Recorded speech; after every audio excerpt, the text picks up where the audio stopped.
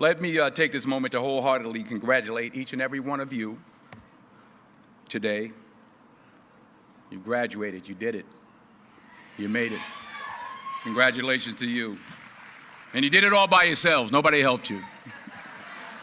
No, that's not true. That's what I thought when I was young. I starting to really make it as an actor. I came in. I talked to my mother. I said, "Ma, did you think that this was going to happen? I'd be so big, and I'll be able to take care of everybody, and I can do this, and I can do that, and I can." She said, "Boy, stop it right there. Stop it right there. Stop it right there." He said that if you only knew how many people that have been praying for you, how many prayer groups she put together, how many prayer cloths she gave me, how many times she splashed me with holy water to save my sorry behind her, she said it. She said, "Oh, you did it by yourself? I tell you what you can do by yourself. You can go outside, get a mop and a bucket and wash them windows. You can do that by yourself." Superstar. So I'm saying that to say I want to congratulate all the parents and friends and family and aunties and uncles and grandmothers and grandfathers and teachers and friends and enemies, all the people that helped you to get where you are today. Congratulations to you all. I'm going to tell about 2-3 stories. I'm going to keep it real short. I remember my graduation. Speaker got up there, went on forever, blah, blah, blah, blah, blah, blah, blah, blah, blah. So I'm going to keep it short. Number 1, put God first. Put God first in everything you do. Everything that you think you see in me, everything that I've accomplished, everything that you think I have, and I have a few things, everything that I have is by the grace of God. Understand that. It's a gift. 40 years ago, March 27th, 1975, it was 40 years ago, just this past March, I was flunking out of college. I had a 1.7 grade point average. I hope none of you can relate. I had a 1.7 grade point average. I was sitting in my mother's beauty shop. They still call it beauty shops now? What they call it now? Yeah, I was sitting in the beauty parlor. I was sitting in my mother's beauty parlor, and I'm looking in the mirror, and I see behind me this woman under the dryer. And every time she looked up, every time I looked up, she was looking at me, just looking me in the eye. And I didn't know who she was, and I said, she said, "Somebody give me a pen, give me a pencil. I have a prophecy." March 27, 1975, she said, "Boy, you are going to travel the world and speak to millions of people." Now, mind you, I was flunked out of college. I'm thinking about joining the Army. I didn't know what I was going to do, and she's telling me I'm going to travel the world and speak to millions of people. Well, I have traveled the world, and I have spoke to millions of people. But that's not the most important thing, the success that I had. The most important thing is that what she taught me and what she told me that day has stayed with me since. I've been protected. I've been directed. I've been corrected. I've kept God in my life, and it's kept me humble. I didn't always stick with him, but he always stuck with me. So stick with him in everything you do. If you think you want to do what you think I've done, then do what I've done and stick with God. Number 2, fail big. That's right. Fail big. Today's the beginning of the rest of your life, and it can be very frightening. It's a new world out there. It's a mean world out there, and you only live once. So do what you feel passionate about. Take chances professionally. Don't be afraid to fail. There's an old IQ test, was 9 dots, and you had to draw 5 lines with a pencil within these 9 dots without lifting the pencil. The only way to do it was to go outside the box. So don't be afraid to go outside the box. Don't be afraid to think outside the box. Don't be afraid to fail big, to dream big. But remember, dreams without goals are just dreams, and they ultimately fuel disappointment. So have dreams, but have goals. Life goals, yearly goals, monthly goals, daily goals.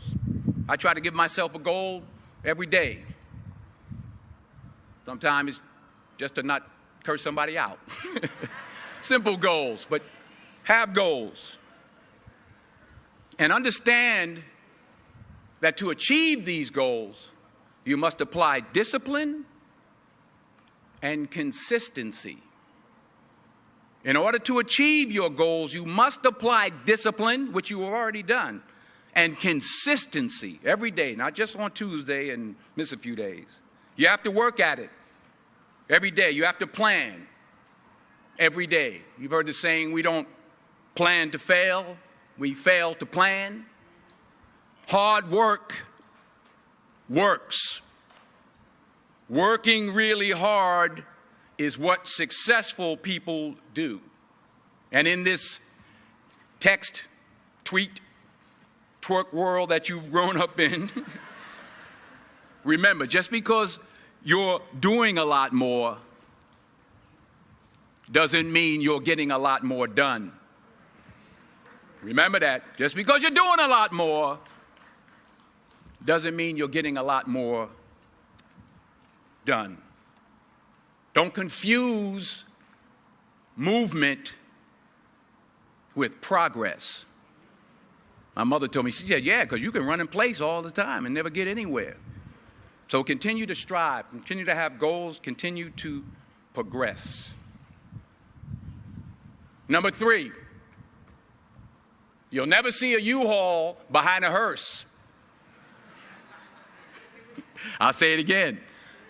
You'll never see a U-Haul behind a hearse. I don't care how much money you make, you can't take it with you. The Egyptians tried it. They got robbed. That's all they got. You can't take it with you. And it's not how much you have. It's what you do with what you have. We all have different talents. Some of you will be doctors, some lawyers, some scientists, some educators, some nurses, some teachers. Yeah, okay. Some preachers. The most selfish thing you can do in this world is help someone else. Why is it selfish? Because the gratification, the goodness that comes to you, the good feeling that I get from helping others, nothing's better than that. Well, one or two things, but nothing's better than that. Not jewelry, not big house I have, not the cars, but it's the joy. That's where the joy is, in helping others. That's where the success is, in helping others. Finally, I pray that you put your slippers way under the bed tonight, so that when you wake up in the morning, you have to get on your knees to reach them.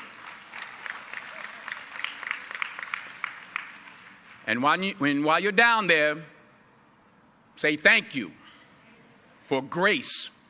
Thank you for mercy. Thank you for understanding. Thank you for wisdom. Thank you for parents.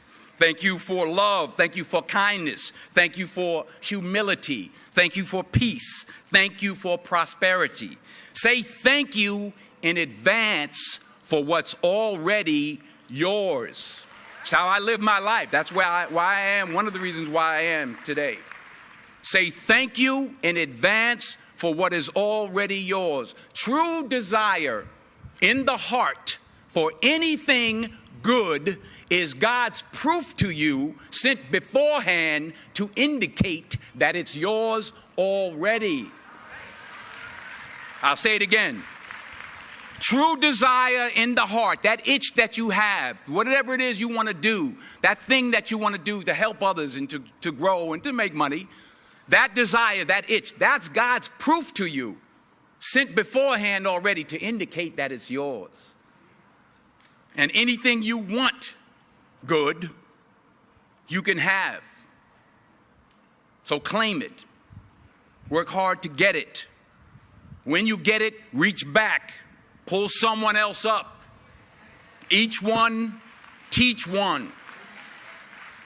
Don't just aspire to make a living. Aspire to make a difference. Thank you.